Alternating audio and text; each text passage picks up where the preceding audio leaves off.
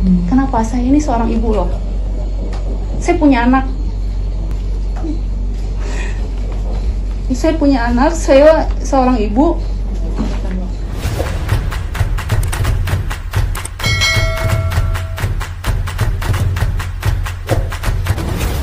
Terima kasih teman-teman, rekan-rekan media sudah datang siang hari ini menjelang sore ya. Terima kasih. Sore ini saya mau menanggapi kemarin pernyataan dari Vicky Prasetyo dan kuasa hukum mengenai saksi, karena dia menghadirkan saksi yang menurut saya itu sebuah kebohongan. Kenapa? Sebenarnya mereka sah saja mau menghadirkan siapapun untuk membela mereka, tetapi saya harus mengungkap fakta yang sebenarnya.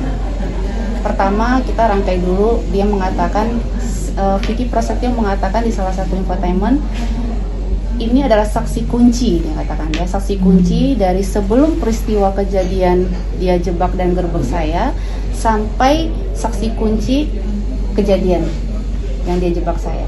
Artinya kan di situ dia menggiring opini bahwa supir ini bekerja sama saya sebelum penggerbekan, yaitu tahun 2018. Berarti begitu ya, kan dibawanya ke sana. Tapi sebenarnya bagaimana supir ini bisa mengetahui semuanya, sementara supir ini kerja dengan saya tahun 2020, yaitu Januari lagi. Artinya kan masa jedahnya ini ada 1 tahun lebih bahkan, ya kan? Nah, sekarang saya kembalikan kepada masyarakat dan teman-teman media nih. Apa yang dimaksud saksi kunci ini apa? Dan saya ada buktinya.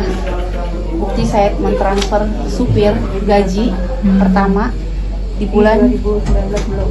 Nih, saya sampai ngeprint semua ini. Saya mau make sure nih, karena kemarin kan supir saya mengatakan bahwa 2019 dia katakan. Oke lah, anggap itu 2019.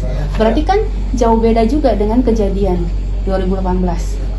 Terus saya mau make sure nih, sampai saya print tadi ke bank sebelum saya kesini. Apa benar nggak sih 2019? Mungkin saya yang salah. Make sure tidak ada nama beliau. Muncul-muncul namanya dia ada di nih Januari. Ini sudah nggak ada ya. 2019 saja udah nggak ada nama dia. Muncul di 2020 Januari. Gajian pertama ini ada di sini. Nih. Ya. Dan sampai Maret berarti. Ini nggak usah satu-satu banyak ya. Langsung depan, langsung akhir aja. Sampai ke Maret. Bulan ya? Ya, ini bulan. Ya, ini bulan Maret. Saksi kunci ada bukan? 3 bulan. Kerja sama saya cuma 3 bulan. Jadi dari mana supir ini, mantan supir saya ini bisa mengetahui kejadian pada saat itu? Sementara pihak sana dan pengacaranya mengatakan saksi kunci kejadian, sebelum kejadian dan sampai kejadian.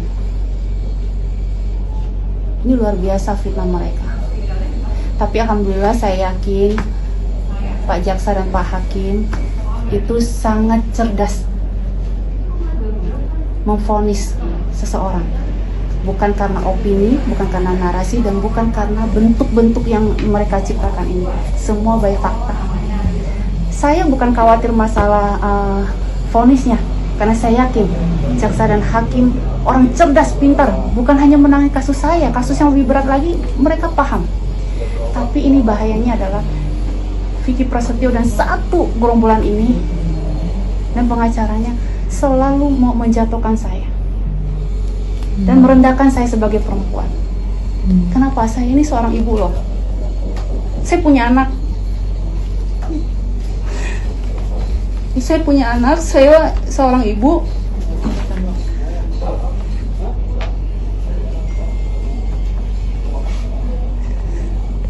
Kalau berita terus ditayangkan dan menjatuhkan saya, mengatakan saya bawa laki-laki keluar masuk di rumah saya, bagaimana perasaan anak saya? Anak saya sudah mulai besar, perempuan. Dari supir aja dia bisa merangkai semua cerita ini. Berarti cerita sesungguhnya semuanya itu kan bohong. Dari mana supir bisa tahu kejadian itu?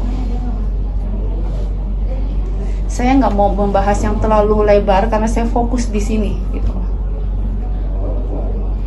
Sebenarnya siapapun yang datang ke rumah saya, tamu saya, kenapa yang mereka sebutkan hanya laki-laki? Sementara tamu saya ada ibu-ibu, ada perempuan, ada mbak-mbak, semua. Kenapa dia sebutkan hanya laki-laki? Karena tujuan dia dari awal cuma satu. Begitu saya menceraikan mereka, saya mengusir mereka, mereka inginkan adalah saya ini perempuan yang terendah yang mereka ingin ciptakan. Supaya karena sesuai dengan ancaman dia dari awal kan saya sudah katakan, jika kamu tidak mau menerima saya sebagai suami, saya akan jatuhkan kamu, Angel, supaya orang lain tidak bisa mau dengan kamu dan kamu tidak bisa dekat sama laki-laki lain. Kan itu tujuannya sampai sekarang. Itu motifnya. Sekarang ini kan dia sudah jadi tersangka, sudah ditahan. Berarti ada unsur pidana yang memang dia bisa dikatakan tersangka dan pantas untuk ditahan. Ini bukan kata saya loh. Tapi yang dia giring di opini adalah apa? Cerita yang tidak-tidak. Nggak ada hubungannya dengan yang tamu saya mau datang, mau apa, mau nginep sekalipun. Nggak ada hubungannya dengan ini semua. Apalagi ini bohong semuanya. Terus saya mau luruskan lagi, dia katakan Tovan adalah orang kejaksaan. Instansi pemerintahan. Iya, dia mengatakan orang pemerintahan. Silakan kalian cek, suruh Vicky Prasetyo dan pengacaranya cari tahu siapa Tovan. Kasihan, dia bukan orang pemerintahan, dia teman lama saya. Karena dia tahu kondisi saya, satu keluarga termasuk ibunya sudah sayang dengan saya, datang ke rumah saya. Waktu itu kejadian papa saya juga lagi meninggal. Artinya yang keluar masuk di rumah saya itu banyak banget yang memberikan dukungan terhadap saya, berduka. Kan kalian tahu kan berita yang papa saya meninggal yang saya nggak bisa nguburin, hanya lewat Zoom doang. Jadi keluar masuk siang malam subuh orang berikan dukungan kepada saya, apa itu salah? Terus dikatakan Vicky Alman nelfon supir saya untuk buka pagar, apa itu salah? Karena Vicky Alman datang ke rumah saya, iya. Kenapa? Karena pada saat itu menjalankan persidangan, ya kan? Proses persidangan. Wajar nggak kalau saya dan dia sering ketemu membicarakan tentang ini? Saya nggak mau bohong, ini kenyataannya. Orang saya ketemu Vicky Alman, ya kita ketemu tapi nggak berdua, dan itu ada pengacara saya di dalam rumah saya. Kenapa supir saya ini diajarin bohong seperti demikian? Harusnya katakan bahwa oh iya di dalam ada pengacara, oh iya ini Vicky Alman datang memang tengah malam. Kenapa Vicky Alman datangnya tengah malam? Karena kalian tahu dia lagi syuting juga.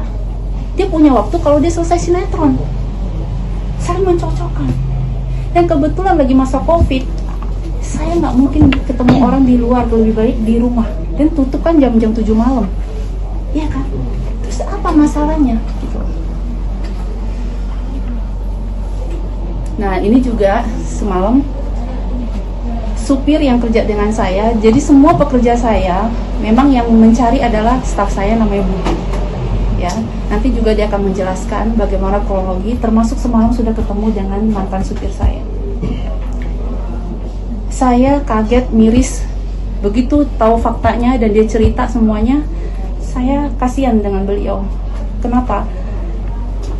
Dia ini kondisinya prihatin. Saya baru tahu ibunya lagi masuk rumah sakit. Dan Budi ketemu dengan dia itu semalam di rumah sakit, ibunya lagi dirawat di sana.